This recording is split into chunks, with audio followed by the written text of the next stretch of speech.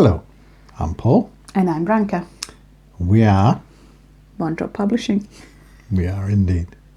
Today, we'd like to have a conversation with you about Christmas. Okay? Stressful time for everyone. It is stressful, but we're made to have a stressful time. We're not made to have a peaceful time. What do you mean? Well, they start in September, pricking people's guilt about how they're going to basically achieve a perfect Christmas. Right. They don't really give them any options. It's never left to their own desire and their own design. It's always done for them, laid out in adverts, films, pieces of TV media, news clippings and things like this. So it's sort of subtle messaging, or not so subtle. Not so subtle, no, but yes, yes, it's subtle messaging, all right. And then they ramp it up. You get a little bit in August, just reminding people that actually Christmas is coming, so they can start the stress process and try to take control of your budget, because that's what they're actually after. They want you to be financially aware that you have a large outlay coming up. So that's what they want you to do. So there'll be the odd thing, only so many days till Christmas, and oh, summer's over, Christmas is here soon, and messages like that, really. What interests me is how now avarice is one of the 7 deadly sins, but that seems to be the point of Christmas. How much stuff can you get, and how much can you stuff yourself, and how much can you just have? Yeah, it is all about that, or it's become all about that. Actually, Exactly. It depends on it depends really on what you classify Christmas as. It doesn't matter whether you're Christian or whether you're Islamic or Buddhist or anything. It makes no difference, because, like you said, when we were in China, we had Christmas in China. The Chinese, who have no allegiance to any particular religion, were celebrating Christmas. So it's become a sort of an a-religious celebration. Of greed. And, of greed now, yes. But that's actually keeping true to the roots of Christmas. Because the actual Christmas festival, or the festival we now call Christmas, of course, was always the end of abundance festival and the beginning of having nothing festival. Yeah, because all the food would go off. That's right. About this time. Yeah, you know from your own childhood that, if you couldn't store it past December, you didn't have it. Simple as that. Yeah. So yes, there was always a feast. So they've picked up on that particular element. But of course, the element that they've forgotten, or the element that they've left out, is the element of community. Because in all of those festivals globally, there's an element of feasting, which was a community feast, not a family feast, it was a community feast. And it was also a time of a community sharing, where what was left for the winter and for the hard times ahead was distributed amongst the community. So you would have people whose crops had failed, who hadn't managed to raise the right amount of animal stock, and didn't have the supplies for Christmas or for the New Year and for the harsh winters that were coming. They would be evened out. So those that had surplus would give to those that had a deficit. And this was the present giving element of Christmas. And that's left. That's totally left out and been replaced by selfish Christmas present giving, mainly to yourself. I was reading just the other day of a person who had spent the last 3 months giving themselves So bear in mind, we're now in December, just. Yeah. So this was going all the way back to September. Mm. And they'd spent so much per their payday Yeah. on themselves, buying themselves a Christmas present Mm. and putting it away so they can actually have it at Christmas. But they hadn't done it for anybody else. Right. They'd done it for themselves. Mm. So they'd taken that perceived abundance in their sort of finances, Yeah. and instead of giving it to people who were lacking, they gave it to themselves. Mm. And But this is what you're talking yeah, about. but why- This is greed. Why wouldn't we treat ourselves? Why There's should? no reason why you shouldn't treat yourself. Mm. But if you're going to celebrate this time of Christmas, Mm. then it's not actually about treating yourself. No. It's actually about sharing out equity amongst community. Mm. It's about helping people. It's not about helping yourself. So, sure, you can, of course, you can always treat yourself. That's your own decision. But Christmas has got nothing to do with treating yourself. It's got Right. nothing to do with greed. It's actually got to do with completely the opposite. The big feast isn't a feast for a family or for a person or for people and friends. It's a feast for community. It's a feast where you share the abundance that you have with everybody, so that everybody within your circle and within your area. I mean, how many people would go out and say, well, let's see, have we got any old people around us? Perhaps we should invite them for Christmas dinner. Have we got any people who are on universal credit, who are going to be struggling over Christmas? Shall we invite them for Christmas dinner? We've got enough to feed maybe another 5, 6, 7, 8, 9, 10 people. Yeah, but you might actually not know that many people. Oh, there's Facebook. Just go on Facebook and get There's- random people. Just, Yes, Are why you not? poor? Come to our house. Pretty much. I'm all for that. So it doesn't have to be quite so blunt. But, it's sort of, we are putting on a community feast Yeah. on Christmas Day. Don't be lonely. Don't be on your own. Come to us. Yeah. It's fine. We're going to be here. The feast will be ready at such a time. We're going to have some songs. We're going to watch the telly. We're going to have some booze. We're going to have some food. Feel free. Come. You're welcome. That's Christmas.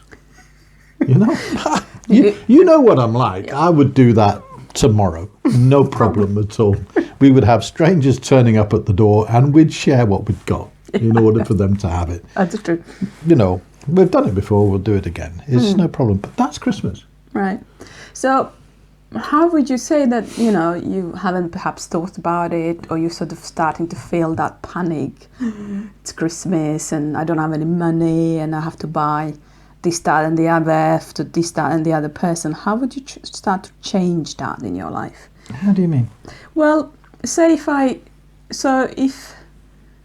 the way we behave for Christmas, you get a lot of people saying that, okay, so we have Christmas traditions that our parents taught us, Yeah. right? But then what you're teaching your children is that we have to buy lots of stuff, we have to buy lots of food, we have to sort of splurge, and then we have to run around like lunatics for like 3 weeks to sort of be on all the different school and do's and this and that and parties, and it's just a bit too much of a good thing. So how would you start to change that in your family? That maybe you wanted to make something, you maybe want to create some more meaningful traditions for yourself. So maybe you're not religious, so obviously people who are, their Christmas is structured a lot around the church and, Yes. and the services and things like that. But if you're not, you're a bit in between, because everything you're left with is like buy loads of stuff. Well, yes, that's what they'd have you believe, that you're just left with Yeah, loads of stuff. And that's where most people go to try and produce some form of happiness. But I go back to what I said before. You talk about church, you talk about religion. Church actually only means people, Yeah. community. The church isn't the building, it's not the religious organisation, it's the people. And so everybody pretty much has church in their life. They have people in their life. Yeah. So the first thing I would do is I would potentially write down for myself what I believe Christmas is. So I would look at, what is it? What is it to me? What does it mean to me? If it means just buying Christmas presents, then maybe you should look a bit further and have a look at what Christmas actually is. But if Christmas to you means things like, I don't know, snow, holly, Christmas tree, Christmas decorations, Christmas presents, Christmas music, carols, choirs, people going out for festivals, skating, all these sort of things that people do. But generally, if you think about it a bit more, you'll find that somewhere in there you'll include people. And for me, the most important thing in Christmas is people. So if lists work for you, make a list. What do you want? What do you actually want for Christmas? Turn the TV off. Put all the magazines away. And sit for 10 minutes and just think about what Christmas is. Then make your list. Don't have the TV on. Don't have magazines lying around that are telling you to buy stuff.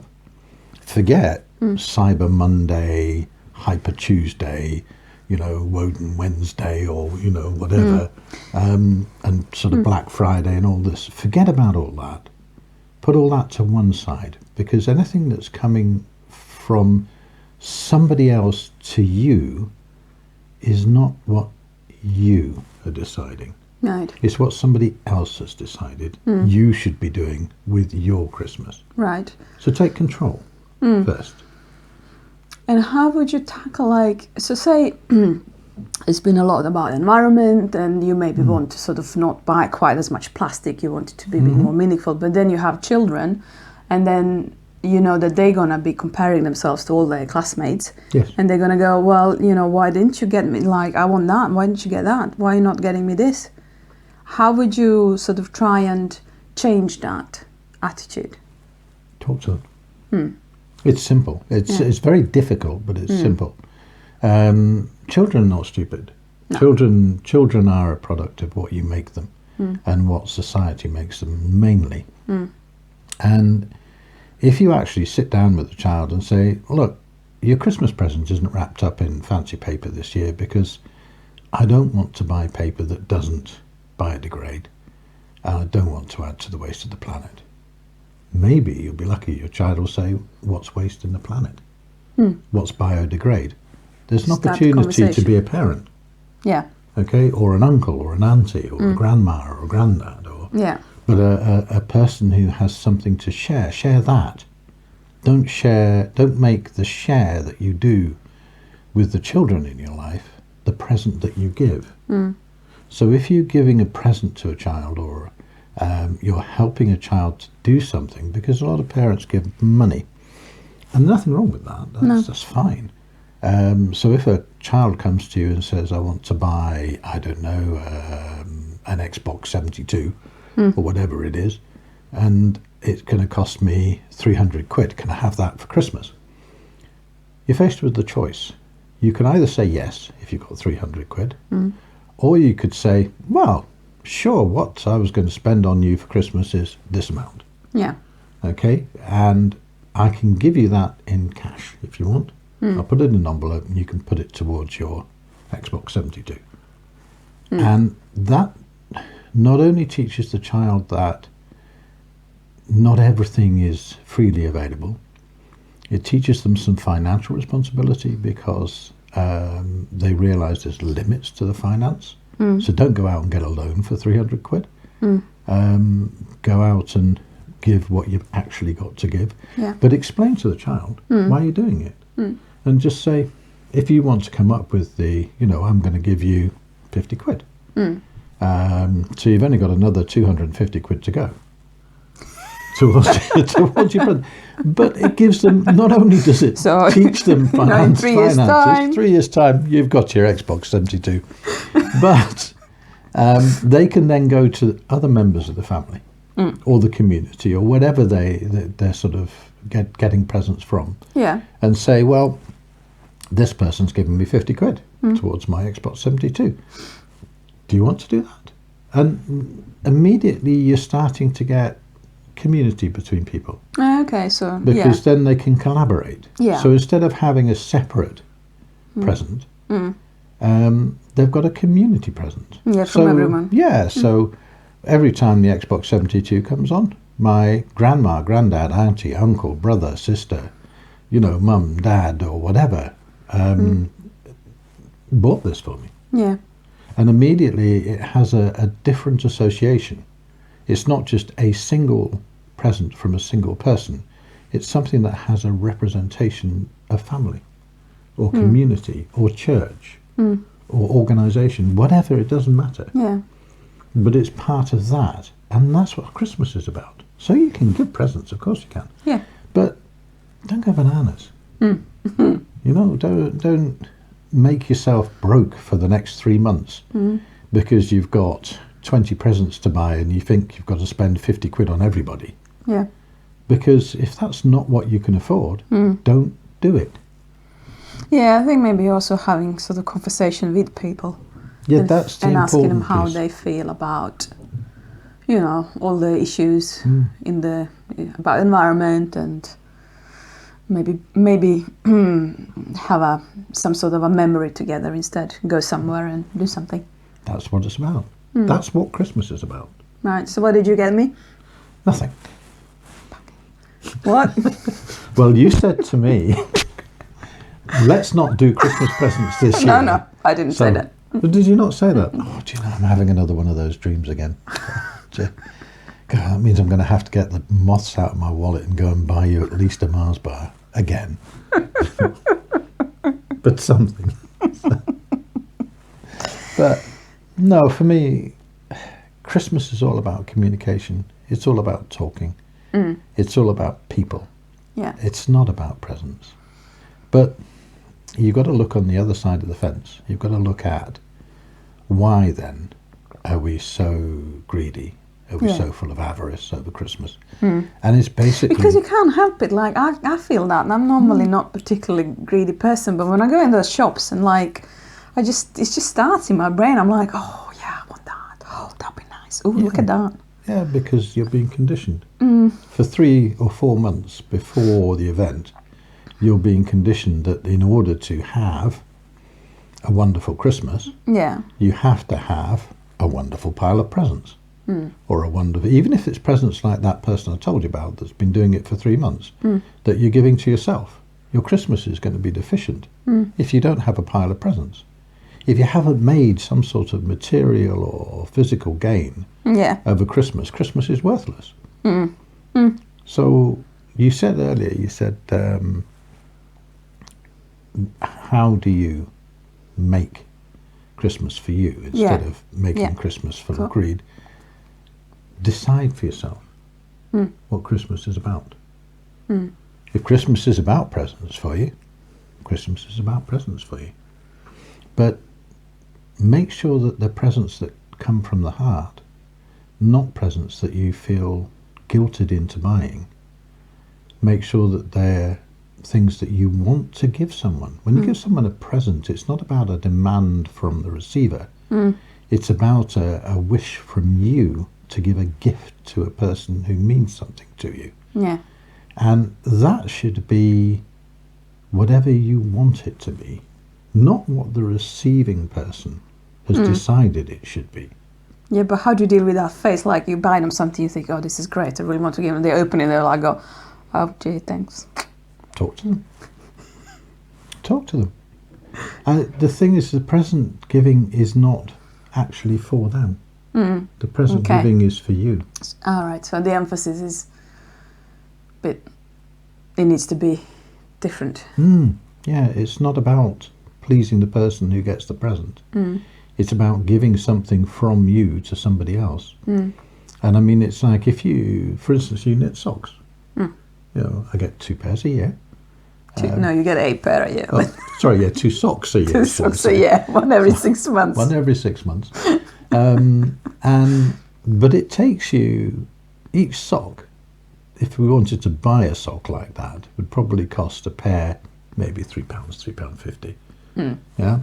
But to me, when you give me the socks, I see the 6 months of work that's gone into each sock. And so for me, it's nothing to do with its monetary value. It's nothing to do with its sort of physical makeup. It's to do with what you have put in to the present you're giving me. Right. And that makes them precious. So if you're going to give somebody a present and you think they're going to go, you know, then tell them why you gave it to them. Oh, okay, yeah. Yeah, Yeah, Tell because them I was why it thinking means about something you for and Yeah. this is what I thought. Yeah, this is Yeah, that something makes that I sense, thought you'd really like. And that's what gift giving's about. I was going You're to give you giving an me a onion. gift, so a whole one. Yeah, because it has layers. Oh, you're so thoughtful, honey. I can chop it up and cook it when I make the Christmas dinner, can't I? You made that punch. I'm overcome. Yeah. So, All right. yeah. So shall we wrap up our Christmas talk? Yeah, I mean, Yeah? that's for me, a couple of things for me. Be in control of your Christmas. Yeah? Don't let media be in control of your Christmas. Don't be subject to the conditioning that starts in August. That's Be really aware. hard. It's very, It's really very hard. hard. But the more you do it, the better you'll become at it. So take your time. You're not going to get it right straight away. No. If you're going to go down this path, it might take you 5, 6 Christmases to get there. No, yeah, that's true. Just do a little bit. Little bit, baby steps. One drop. One drop, just like we say. One step, one drop, one piece at a time. Yeah? Yeah. Okay. And if you have any questions, you can always ask us. We are available on onedroppublishing.com or on Facebook. And Branka and I wish you a very, very happy Christmas. That's for you, not for anyone else. Be you. Have family, have community, and enjoy Christmas whichever way you want to do it. Bye. Bye.